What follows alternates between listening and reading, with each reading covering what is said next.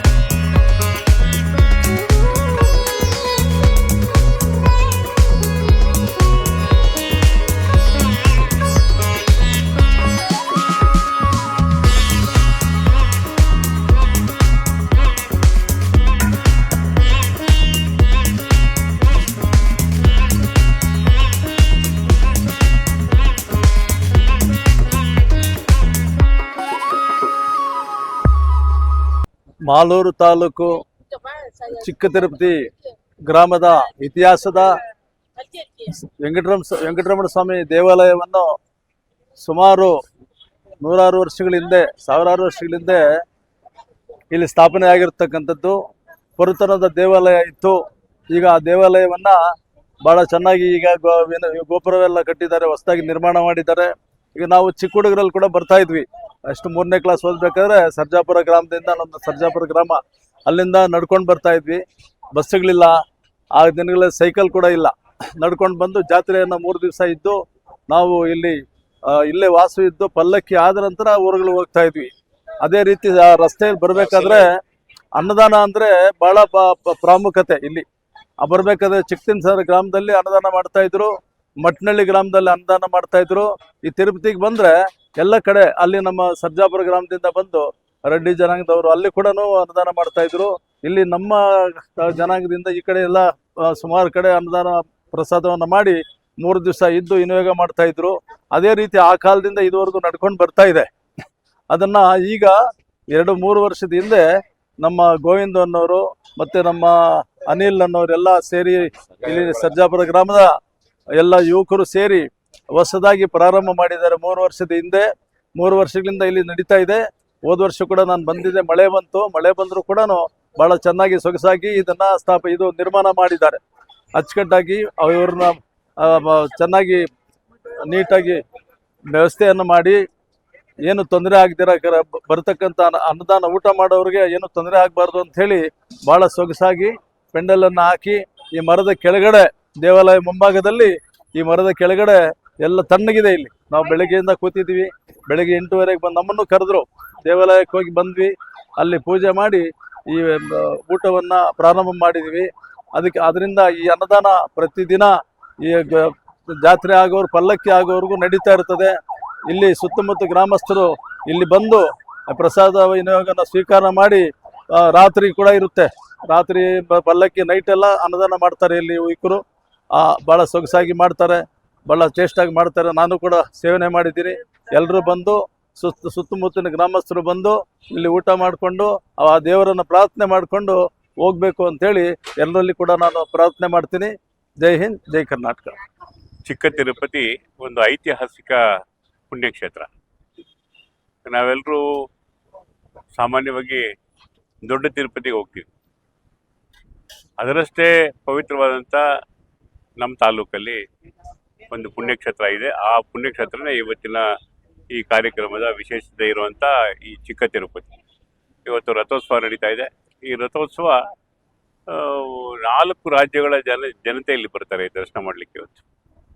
ಅದೇ ರೀತಿ ಈ ಒಂದು ಭಾಗದಲ್ಲಿರುವಂಥ ಜನ ಹೆಚ್ಚಾಗಿ ಸಾಕಷ್ಟು ಕುಟುಂಬಗಳಿಂದ ಇಲ್ಲಿ ಅನ್ನಛತ್ರಗಳು ಮತ್ತು ಪಾನಕ ಭಂಡಾರ ಇವೆಲ್ಲ ಹಂಚಿಕೆ ಮಾಡೋಂಥ ಪದ್ಧತಿ ನಿರಂತರವಾಗಿ ನಡೀತಾ ಇದೆ ಪ್ರತಿ ವರ್ಷವೂ ಕೂಡ.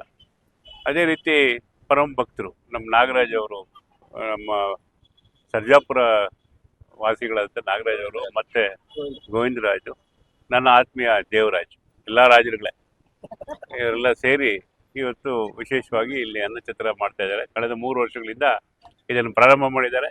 ಈ ಕಾರ್ಯಕ್ರಮ ನಿರಂತರವಾಗಿ ನಡೀಲಿ, ಸೂರ್ಯ ಚಂದ್ರ ಇರೋ ತನಕ ಈ ಕುಟುಂಬದಿಂದ ಈ ಒಂದು ಸೇವೆ ನಡೀಲಿ ಅಂತ ನಾನು ಭಗವಂತನಲ್ಲಿ ಪ್ರಾರ್ಥನೆ ಮಾಡ್ಕೊಳ್ತೀನಿ.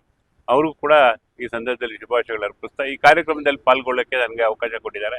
ಅವ್ರಿಗೂ ಕೂಡ ಹೃದಯಪೂರ್ವಕ ವಂದನೆಗಳನ್ನ ಅರ್ಪಿಸಲಿಕ್ಕೆ ಬಯಸ್ತೀನಿ. ಅದೇ ರೀತಿ ನಮ್ಮ ದೇವರಾಜ್ ಅವರ ತಾಯಿಯವರು, ಭಾಳ ಸುಜಾತಮ್ಮನವರು ವಿಶೇಷವಾಗಿ ಇದರಲ್ಲಿ ಭಾಗವಹಿಸಿ, ಮಾಜಿ ಜಿಲ್ಲಾ ಪಂಚಾಯತ್ ಸದಸ್ಯರು ವಿಶೇಷವಾಗಿ ಇಲ್ಲಿ ಭಾಗವಹಿಸಿ ಕಾರ್ಯಕ್ರಮ ನಡೆಸ್ತಾರೆ. ಅವರಿಗೂ ಕೂಡ ಭಗವಂತ ಎಲ್ಲ ರೀತಿಯ ಸುಖ ಶಾಂತಿಗಳು, ನೆಮ್ಮದಿ, ಸಕಲ ಸೌಭಾಗ್ಯಗಳನ್ನ ಕೊಟ್ಟು ಭಗವಂತ ಕಾಪಾಡಲಿ ಅಂತ ಅವ್ರ ಪರವಾಗಿ ನಾನೆಲ್ಲರೂ ಪ್ರಾರ್ಥನೆ ಮಾಡ್ತೀನಿ.